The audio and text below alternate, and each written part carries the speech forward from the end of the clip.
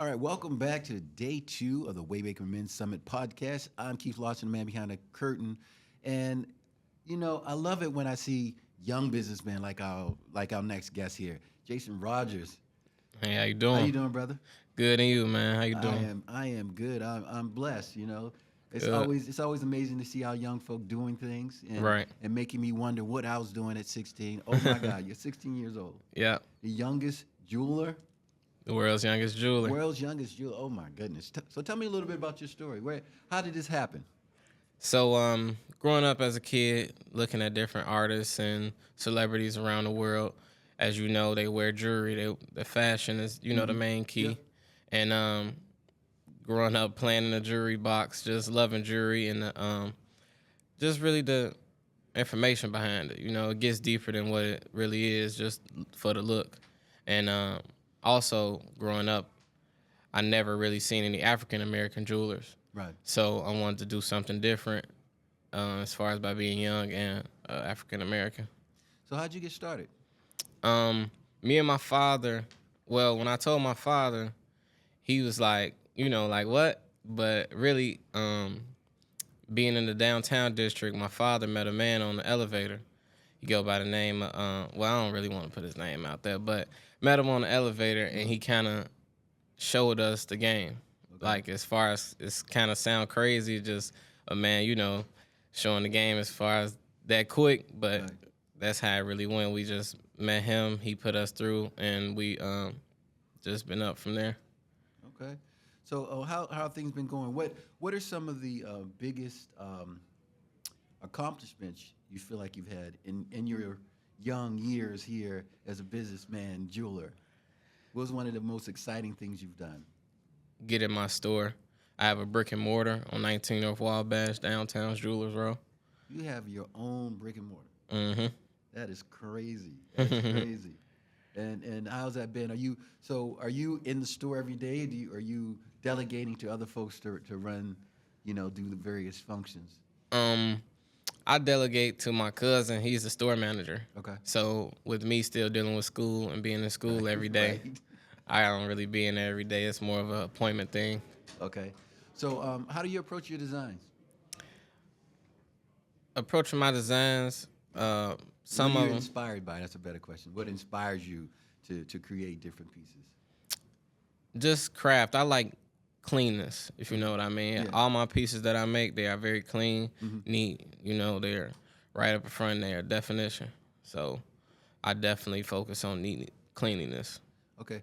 Are there any people that you would consider mentors or people that you look up to, or sort of pattern your business after? Not necessarily your business, but how you approach the business. Yeah, I really look up to my father. He's an entrepreneur himself. So he shows me a lot of different things that, to keep me from bumping my head Yeah. or as far as, getting further in life. So I definitely look up to him. Okay. So what does success look like for you? So in your mind, if you had to say, if I accomplish this thing, then I really feel like I've made it. Is there anything like that you can think of? Um, not, I can, but not really because I just look at it like I'm focused on the future, Right. but I have to make sure my next step is clear for me to keep moving on, if you know what I mean. And success is definitely something that I'm looking forward to. And everything with my business is going well. I'm actually in the process of rebranding my business. Okay. So it's definitely, I feel once I hit that plateau, once I get my rebranding and I'm done and I market what I'm doing, I feel like I'm going to So, be so where I talk want to about be. the rebrand. Like, what exactly are you looking to accomplish with the rebrand? So with my rebrand, I'm starting my own line. I'm going to go into making my own pieces that I crafted and designed specifically by me. Mhm. And I'm just going to get out the game of hip hop because it's kind of saturated to me. And I just feel that if I go in my own lane, I'll be clear to just do what I want Right. for the rest of, And life. what can folks see in your work and in your designs that's different than what's out there? Because you mentioned you feel like the hip hop is saturated and a lot of folks are doing the same things, et Right. cetera. What do you do that's different that somebody else can do, so that it sort of puts your stamp on it? What I'm doing different is really hands on, and the designs are really coming from me. I put them together myself, and I'm using different things that other people don't use as far as designs and looks and different. There's different ways you can wear the jewelry, different ways you can present it, can be shown. And as far as styles, I'm gonna go different as far as that. Okay.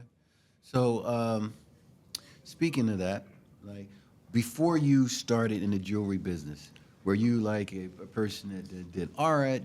Were you an artist? Did you draw? Where does this artistic inspiration come from to take you into a design of jewelry? As a kid, I did like drawing, but I never really got deep into it. My thing was as far as software, like learning the technology aspect of it and getting to know how to do it on a computer to where that way I could take something that's in my mind and present it myself without having to explain it to somebody. Got it. And, them trying to get what's in my mind. So Got it. that was something that I really, that made me want to do that. So, had you tried any other types of businesses before you got to this jewelry business? Or was this your first, attempt at creating a business? First attempt. This is my first attempt for sure. A lot of people don't start businesses until they're well into their Right. 30s, 40s. I know folks who are 50, 60 years old just starting a business for the first time. So it's an incredible accomplishment to not only envision it, but to go from it being an idea to actually executing on it. And so that must feel amazing. Yeah, totally. So what did it feel like the first time you stepped into your brick and mortar and looked around? It's like, this is mine. Tears, Yeah. but really just happiness to be able to do something at a young age and have a bright future ahead of me. So it just really was something that like I know I had to be dedicated to because I wanted it, and to want it, I'm gonna have it. And how long was that process from the moment you thought you wanted to do it to where you are now? How long did that take? It took a minute for me to get my mind on the right, track, and I just really wanted to make sure I did everything right. Right. And now you will, not everything's gonna be right, but from what's not right, to learn from it, and move forward from there. And I would assume that your parents have a healthy involvement in your business in terms of helping you get set up or whatever. Very What is healthy. it like working with your parents in a business format versus just being their child? It definitely goes to show that, like, as far as family and business, like people say don't go together, but I feel like we all work together. They tell me what, I listen a lot. So anything that I may have done wrong or did, I just listen to it and take it and think about it. So I actually take it in consideration to do better or get help with this or build this. And it's something that I appreciate. Yeah, and listen, you mentioned something that's important that a lot of people don't understand, which is, failure is a part of growth. Right. One of my new expressions I've been saying lately, I've been working on some projects, and I say sometimes you trip over a hurdle and fall into an opportunity. Right. So every time you make a mistake, if you learn from it, it's just a lesson. It's not a mistake. It's Right. It's part of the growth process. So Right. You seem like you have your mind in the right place. Continue pushing Thank you. forward, continue creating, continue growing, and we're proud of you. Here at Waymaker, we like to say our purpose is to grow your mind and change the world. Right. So, our goal is always to connect with the younger generation and create a space where they can have opportunities like this to network and to push their ideas. And you guys are the future. So we're excited to see what you'll do next.